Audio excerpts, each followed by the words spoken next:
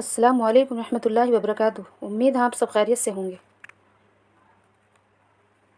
ربنا تقبل منا انک انت السمیع العلیم۔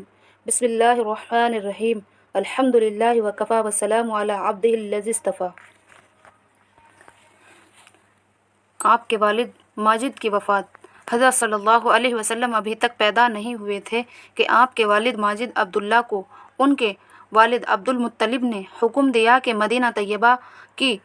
مدینہ طیبہ سے کھجوریں لائیں۔ عبداللہ آپ کی بصورت حمل چھوڑ کر مدینہ چلے گئے۔ اتفاق وہیں ان کی وفات ہو گئی اور والد کا سایہ پیدائش سے پہلے ہی سر سے اٹھ گیا۔ رضاعت اور زمانہ طفالیت۔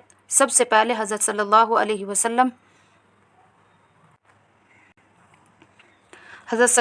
وسلم کو آپ کی والدہ ماجدہ نے اور چند روز کے بعد ابو لہب کی کنیز صوبیہ نے دودھ پلایا۔ اس کے بعد یہ دولت حضرت حلیمہ سیدہ کو نصیب ہوئی۔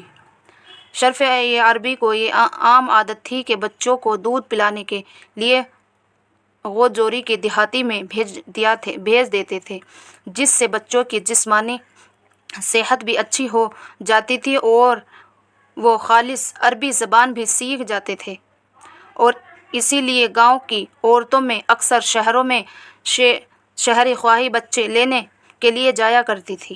حضرت حلیمہ سیدہ کا بیان ہے کہ میں طائف سے بنی سعید کی عورتوں کے ہمراہ دودھ پلانے والے بچوں کی تلاش میں مکے کو چلی۔ اس سال قطع تھا، میری گود میں ایک بچہ تھا، مگر فقر و فاقہ کی وجہ اتنا دودھ نہ تھا جو کافی ہو سکے۔ رات بھر وہ بھوک سے تڑپتا تھا اور ہم اس وجہ سے بیٹھ کر رات گزارتے تھے۔ ایک اونٹنی بھی ہمارے پاس تھی، مگر اس کا بھی دودھ نہ تھا۔ مکے کے سفر میں جس درز گوسی پر سوار تھے وہ بھی اس قدر لاغیر تھا کہ سب کے ساتھ نہ چل سکتا تھا، ہمراہی بھی اس سے تنگ آ رہے تھے۔ بالآخر مشکل سے یہ سفر طے ہوا۔ مکہ پہنچے تو رسول اللہ صلی اللہ علیہ وسلم کو جو عورتیں دیکھتی وہ اور سنتی کہ آپ یتیم ہیں تو قبول نہ کرتی، کیونکہ زیادہ اکرام و انعام کی توقع تھی۔ ادھر حلیمہ کی قسمت کا ستارہ چمک رہا تھا۔ ان کی دودھ کی کمی ان کے لیے رحمت بن گئی، کیونکہ دودھ کم دیکھ کر کسی نے ان کو بچہ نہ دیا، گویا دینا گوارا نہ کیا۔ حلیمہ فرماتی ہے کہ میں نے اپنے شوہر سے کہا کہ یہ تو اچھا نہیں معلوم ہوتا کہ خالی ہاتھ واپس ہو، خالد سے یہی بہتر ہے کہ اس یتیم کو لے چلو۔ شوہر نے منظور کیا اور یہ اس یتیم کو لے کر، جس سے حلیمہ اور آمنہ کے گھر میں نہیں بلکہ مشرق و مغرب میں اجالا ہونے والا تھا۔ خدا کا فضل کہ حلیمہ کی قسمت جاگی اور سرکار کائنات صلی اللہ علیہ وسلم ان کی آغوش میں گئے۔ پرزگاہ پر لا کر دودھ پلانے بیٹھی تو برکت ظہور شروع ہو گئی۔ اس قدر اترا کہ آپ صلی اللہ علیہ وسلم نے بھی پیا اور آپ کے رضاعی بھائی نے بھی خوب شیر ہو کر پیا اور آرام سے سو گئے۔ ادھر اونٹنی کو دیکھا تو اس کے تھن دودھ سے لبریز تھے۔ میرے شوہر نے اس کا دودھ نکالا اور ہم سب نے شیر ہو کر پیا اور رات بھر آرام سے گزاری۔ مدت کے بعد یہ پہلی رات تھی کہ ہم اطمینان کے ساتھ نیند بھر کر سوئے۔ اب تو شوہر کہنے لگا کہ حلیمہ تم تو بڑے مبارک بچہ لائی ہو۔ میں نے کہا مجھے بھی یہی توقع ہے کہ یہ نہایت مبارک لڑکا ہے۔ اس کے بعد ہم مکے سے روانہ ہوئے۔ میں آپ صلی اللہ علیہ وسلم کو گود میں لے کر اس دراز گوسی پر سوار ہوئی، مگر اس مرتبہ خدا کی قدرت کا یہ تماشا دیکھتی ہوں کہ اب وہ اتنا تیز چلتا ہے کہ کسی کو سواری اس کی قوت کو نہیں پہنچتی۔ میری ہمراہی عورتیں تعجب سے کہنے لگی کہ یہ وہی ہے جس پر تم آئی تھی۔ الغرض راستہ قطع ہوا، ہم گھر پہنچے۔ وہاں سخت قطع پڑا ہوا تھا، تمام دودھ کے جانور دودھ سے خالی تھے، لیکن میرے گھر میں داخل ہونا تھا کہ وہ میری بکریوں کا دودھ سے بھرنا۔ اب روزانہ میری بکریاں دودھ سے بھری آتی اور کسی کو اپنے جانوروں میں ایک قطرہ دودھ نہ ملتا۔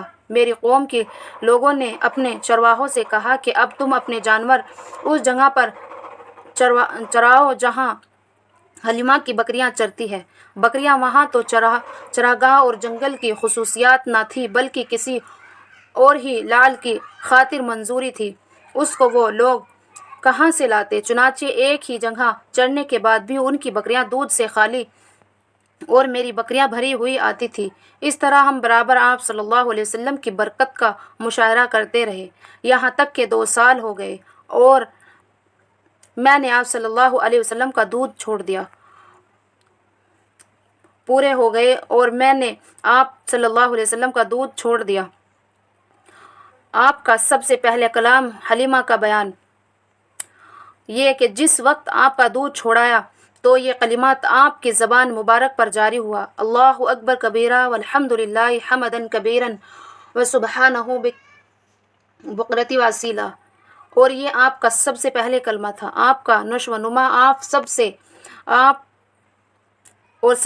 سب بچوں سے اچھا تھا کہ وہ 2 سال ہی میں اچھے بڑے معلوم ہونے لگے۔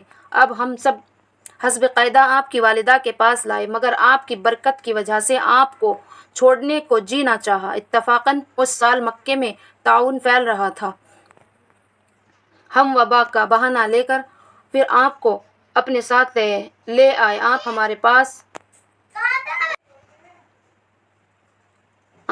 پاس رہے، باہر نکلتے اور لڑکوں کو کھیلتے ہوئے دیکھتے تھے مگر خود علیحدہ رہتے تھے۔ ایک روز مجھ سے فرمانے لگے کہ میرے دوسرے بھائی دن بھر نظر نہیں آتے، وہ کہاں رہتے ہیں؟ میں نے کہا کہ بکریاں چرانے جاتے ہیں۔ آپ صلی اللہ علیہ وسلم نے فرمایا کہ مجھے بھی ان کے ساتھ بھیجا کرو، اور اس کے بعد اپنے رضاعی بھائی عبداللہ کے ساتھ جایا کرتے تھے۔ اللہ تعالی ہم سب کو حضور صلی اللہ علیہ وسلم کی سنتوں پر چلنے کی توفیق عطا فرمائے اور ہم سب کو نیک اور نمازی بنائے، دین کا خدمت گزار بنائے، آمین ثم آمین۔